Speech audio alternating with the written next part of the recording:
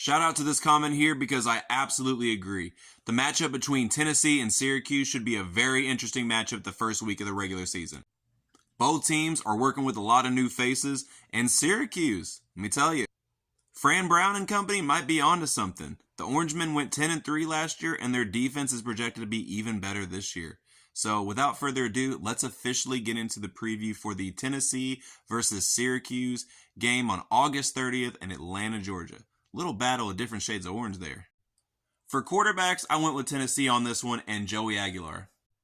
I know he's in a new system, but we have seen more of him at this point of his collegiate career than Steve Angeli for Syracuse, who is also in a new system. So it was kind of a debate because I liked what I saw from Steve Angeli in the limited action we saw from him at Notre Dame, but because we've seen more from Joey Aguilar, I had to go with him on this one.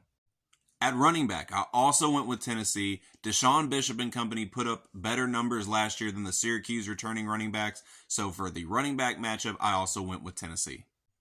Now for wide receivers, I went with Syracuse for a very similar reason that I went with the first two choices, because based on the numbers that they put up last year, they did do better than the returning receivers for the Tennessee Volunteers. So for wide receiver, I went with Syracuse. Offensive line. Now this one kind of surprised me a little bit because usually when you think Tennessee, you think SEC, you think that's where all the linemen are. But with offensive line, I actually went with Syracuse because they had more of their starters returning and have more quality starts together. So for offensive line, I went with Syracuse. For tight end, I went with Tennessee because Miles Kittleman put up better numbers than the Syracuse tight end room last year. So again, we still have a lot of question marks, so with a lot of these, I'm going with who put up the better numbers last season.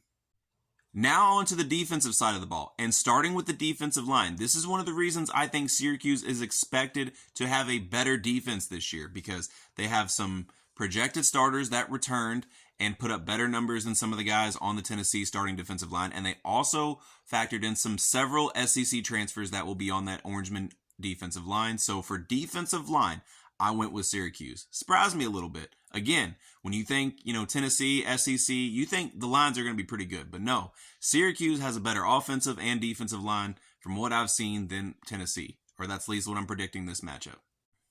Linebackers, I also went with Tennessee. And of course, I based that on some of the numbers that the linebacking units put up last year. Tennessee's linebacking unit did put up better numbers than the returning linebackers for Syracuse. Thus why I went with them.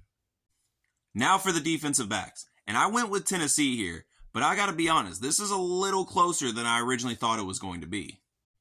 Syracuse has some really good safeties, but their corners are a little bit inexperienced. So that's kind of why I went with the edge in Tennessee here. Not to mention, Jermon McCoy is one of the best young cornerbacks in football, and he really had a good year last year. So for defensive backs, I went with Tennessee. Now for special teams, I went with Tennessee again on this one because Max Gilbert has a better overall field goal percentage than the Syracuse kicker. Now for the coaching matchups. And like I said at the beginning of the video, I love what Fran Brown is doing at Syracuse, but for the time being, that I got to give the edge in the head coach department to Mr. Josh Heupel himself. Now for offensive coordinator, I went with Syracuse offensive coordinator Jeff Nixon. Are you ready for an absolutely impressive stat? In his first season as the Syracuse offensive coordinator, he took Syracuse from the 92nd rated offense last season to the 21st rated offense in 2024.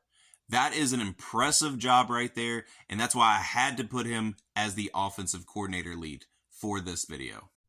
Now for defensive coordinator, I went with Tennessee again because Tim Banks led Tennessee to the 21st ranked defense last year versus the 96th for Syracuse. For the time being, I got to go with Tim Banks here. Now, if you're keeping track at home, Tennessee does hold the advantage in the position battle in an 8-4 advantage. Now let's get into some keys to the game for both teams.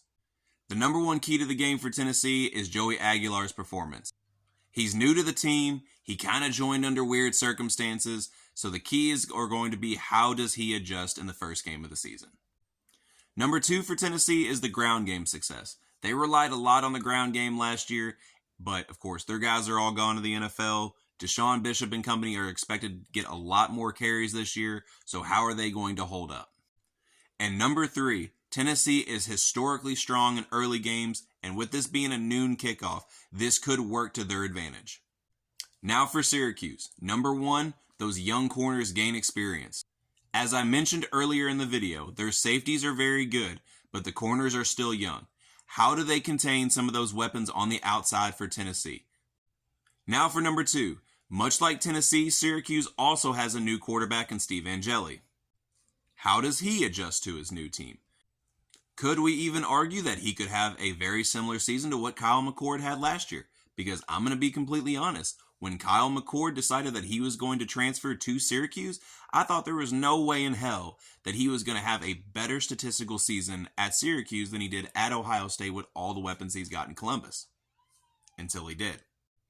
And last but certainly not least for Syracuse, their defensive performance. The defense is expected to take a step up this year, and they're going to need to play well, especially with a new quarterback for Tennessee. That officially wraps up my preview for Tennessee and Syracuse. As always, let me know in the comments which shade of orange is going to win this game, and let me know which Week 1 previews you want me to do next. And as always, like and subscribe to Less is More Sports.